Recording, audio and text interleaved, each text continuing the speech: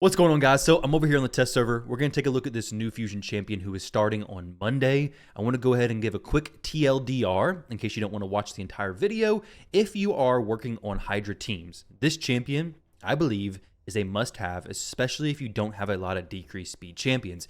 Decreased speed is one of the more difficult debuffs to bring into Hydra and also bring other useful stuff as well. This champion's bringing the decreased speed plus the weaken, decent damage, I'll show you guys that in a moment, but also could be put into a provoke set or a hex set to place more hexes so that he won't weak hit on this skill 3, or some provokes since he does have an AoE A3 ability on a 3-turn cooldown as well. So, like I said, if you're somebody pushing Hydra, he's a fantastic champion. And then speaking of Hydra, but on the late game side of things, is a very niche spot that he does fill, and that is in a Fina Trunda team. So if you don't have Ithos, if you don't have Bellinor, he is going to fill this role perfectly. He's going to bring the AoE weaken, he's going to bring the decreased speed, which you may or may not need. Personally, I like to control the decreased speed a bit more, but if you throw him in there in Ithos' spot, he's going to do fantastic. If you don't have a weakened champion currently, no Ithos, no Bellinor, perfect champion. You have to do this fusion. He's going to be excellent for you. So basically, this is a champion who is a Hydra specialist for players progressing in Hydra, needing a full auto team with decreased speed, or players looking to improve their Fina teams if they don't already have Ithos or Bellinor to apply that weaken. But what if you're somebody who's already more so in the end game? You don't really need a new Hydra champion. This guy's not going to bring crazy damage to your team. Well, is he worth it then? I want to showcase first some damage that I did in Hydra with him. So I ran him as well as Harima for some comparisons. I'll show you the builds of both the champions towards the end of this. Let's make sure there's no volume in here playing. So you'll see this champion right here. Basically, the special thing about him, the reason why I think he'd be good, especially for players with more limited champions, Harima doesn't have to be in this team. She could be a Michinaki if you have him. Any other Shadowkin champion would be fantastic. But I was wanting to compare Mikage bringing in Harima every time from her A1 ability, how it compares to the fusion being brought in to use his A2 skill whenever Mikage is doing the ally attack. His A2 actually hits pretty hard. So I was curious how that actually reflected in his overall damage, and to be honest, it wasn't too far away from Harima's at the very end. I expected it to be a little ways away because, to be honest, Harima is a beast of a champion. We all know that, and I'd say if you have Harima, you're not going to be using this champion over her as far as PvP content, unless maybe for faction-specific siege content. That could be the only place, of course, because Shadowkin and High Elves, they don't really cross, right? But here we go, a Mikage ally attack. And you'll see him going in with the double hits there. Not big damage. Let's fast forward this a little bit to the actual decapitated head so we can see, a little bit chunkier damage. Okay, there we go. There was a double hit right there. Now, he's not stacked with damage. He also doesn't have any blessings currently, but neither did that Harima. So I was wanting to compare him with a little bit lower damage. This, I believe, is on Brutal Difficulty Hydra. And I wanted to see how they would do here. Of course, you scale the damage up. They're hitting for a lot harder. I bet you could make him hit for some very high numbers. Like that double hitter could probably be hitting for 400,000 plus damage if you've got a good blessing on him, you had all the accessories on him, because right now, both him and Harima are pretty much equalized as far as their stats. Something to keep in mind there.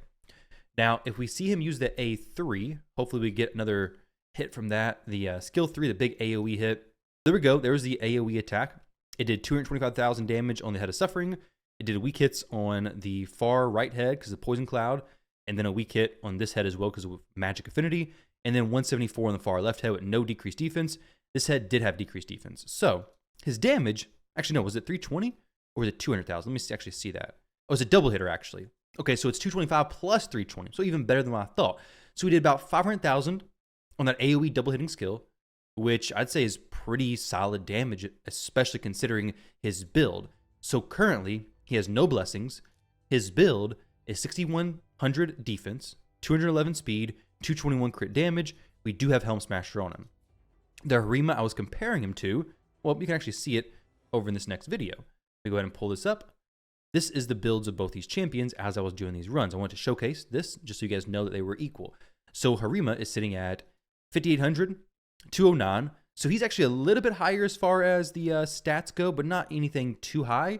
They're both in Savage. He's in Savage plus Pinpoint, but the exact same masters for both of them.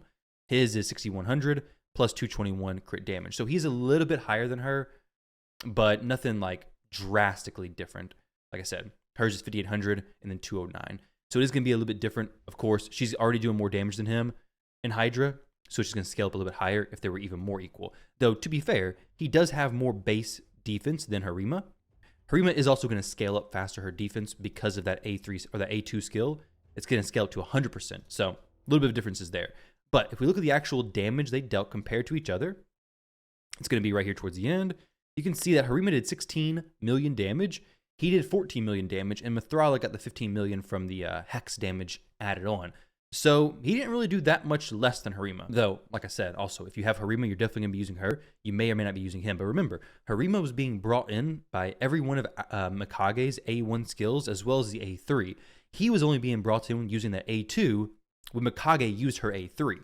So, in case you don't know, his A2 skill, the reason I'm talking about this so much, is because whenever he's joining in an attack or counterattacking, he's going to be using this skill instead of the default A1 skill. This has a chance of repeating the attack, so he could get a ton of damage every so often, which is pretty cool. Now, this is also going to increase in damage up to 50%, depending on how many times an ally is devoured. That fight only lasted 10 minutes. I think we had 3 devoured champions, so it was going up by 30%. Not massive, but we were getting a little bit of damage boost from that as well.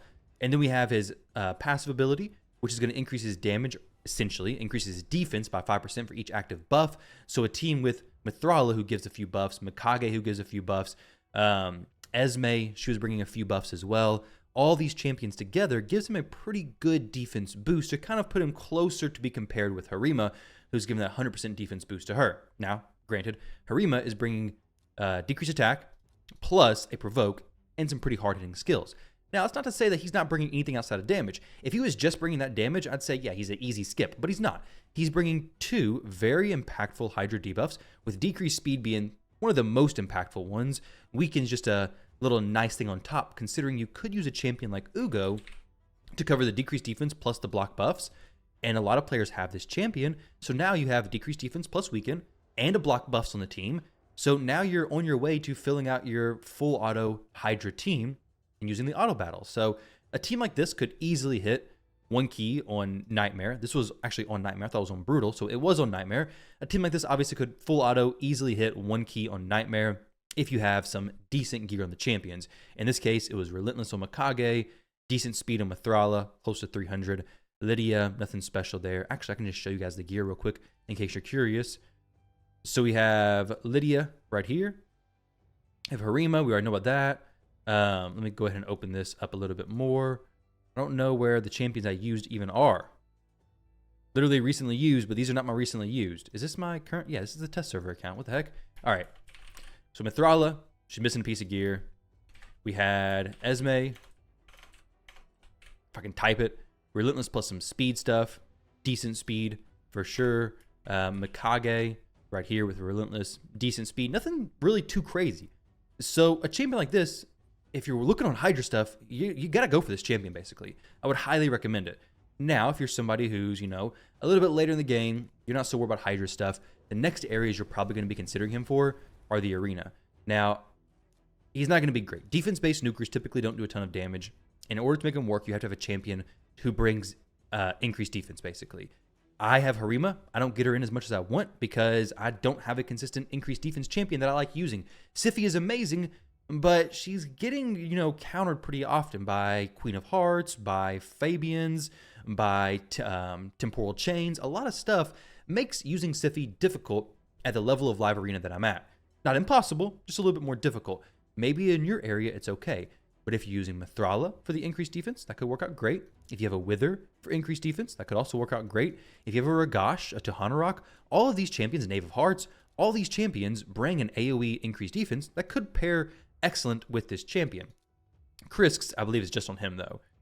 Yeah, just he's a selfish increased defense champion. So you do have to keep that in mind. With defense-based nukers, it's typically harder to get their defense up, especially if you're going with speed boosters.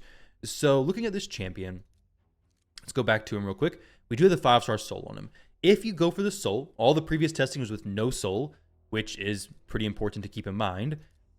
If we have a soul on him, for Hydra and stuff, I would probably be going Nature's Wrath. Since he does place debuffs, this is going to boost his damage up to 15%. Pretty massive. But if you're not going Hydra, I would probably go Lightning Cage would be pretty good. He does kind of need accuracy, so getting some accuracy on him would be important. So having Polymorph could be valuable. But if you're in the arena, you don't really care about the debuff so much. So let's just say we want to go Nature's Wrath because his main use is probably going to be in Hydra. If we get some uses in the arena, awesome. But we're at least going to get some extra damage. Now, let's stack a bit more stats on him. So defense, boosted up some. Equipped and hide set filters. We'll go ahead and put a good chunk of defense from there. We'll put good defense from the ring. Actually, not that high of defense, honestly. We're not going to go the actual pinpoint set. I don't really care about that too much. We'll go the extra crit damage from there. So now he's at 311 crit damage, 8,300 defense. He's looking pretty solid. So what kind of teams would you be using this champion in? Well, I mean, Nubs has a pretty similar team with Fina in there.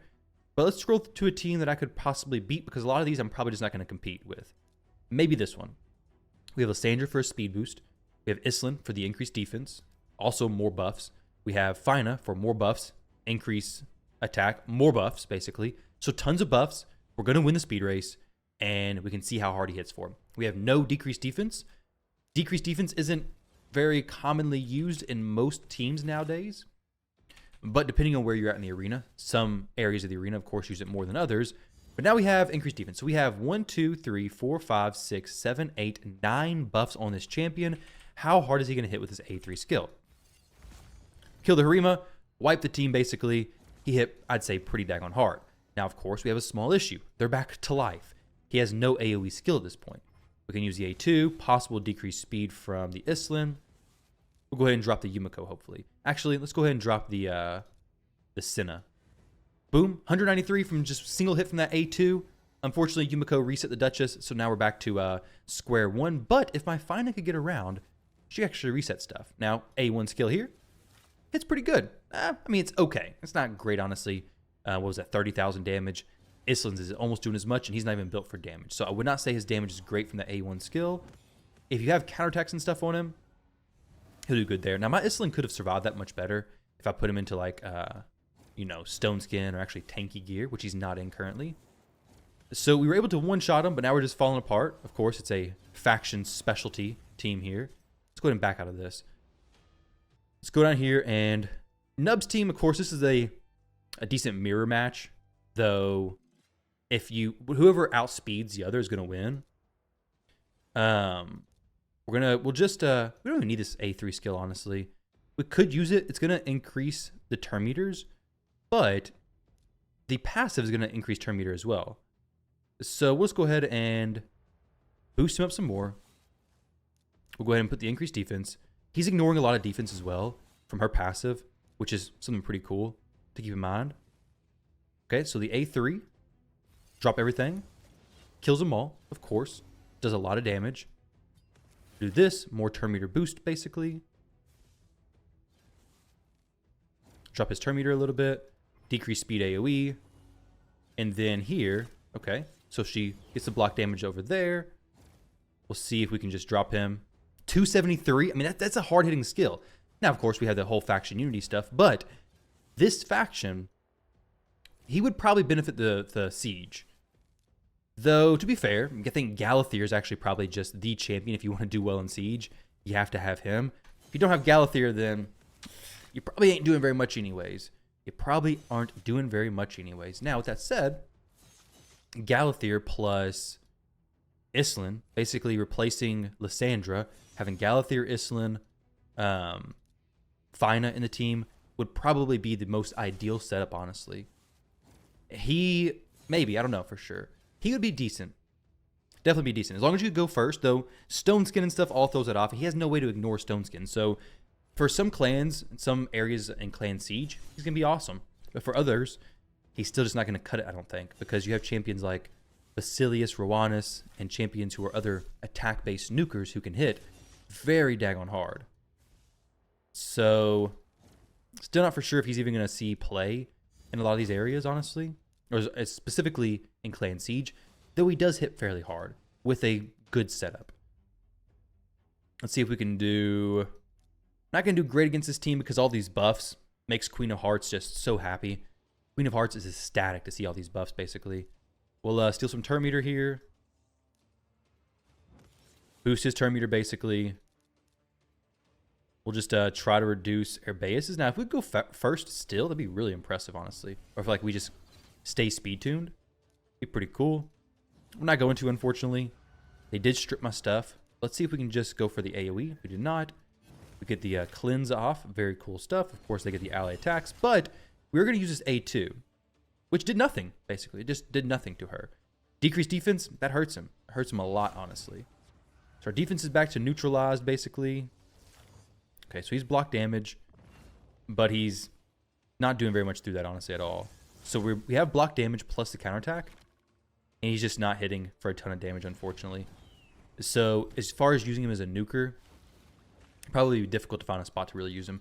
You also have to consider he has Savage on him, plus he has the extra defense ignore from Fina. Steal his turn meter. Cleanse him, protect him. More buffs, all the buffs. Reduce his turn meter. Almost just one-shot the Sulfurion. Let's see what happens here. I mean, it's good when you get it off. I just don't think that he's gonna be a. I mean, that's good damage from that stuff. He's also ignoring a lot of defense. Let's see. We'll go against Wyatt's TC one more time. I want to see how much defense he's actually ignoring. So he's ignoring 5%. For each buff on him. So he's almost ignoring 50%, actually. We'll just call it 50%. He's 1, 2, 3, 4, 5, 6, 7, 8, 9. So 45%. It's a lot of defense to ignore. If he had actually, if we would have saved the reset from Fina, we could just reset him, go again, no problem, right? That could be really cool. That would probably be the strategy to use. Just reset him, or just use skill 3, and then go in there and reset him. Can I shoot through this stone skin, I wonder? No. So this would be the play to make. Now, of course, on Clan Siege defense, this may not do great because your champion's going to do kind of whatever they want to do. So we'll just go with this. Don't use that. Increase defense. Skill 3. Nuke them all. Reset him. Also give him some turn meter boost as well.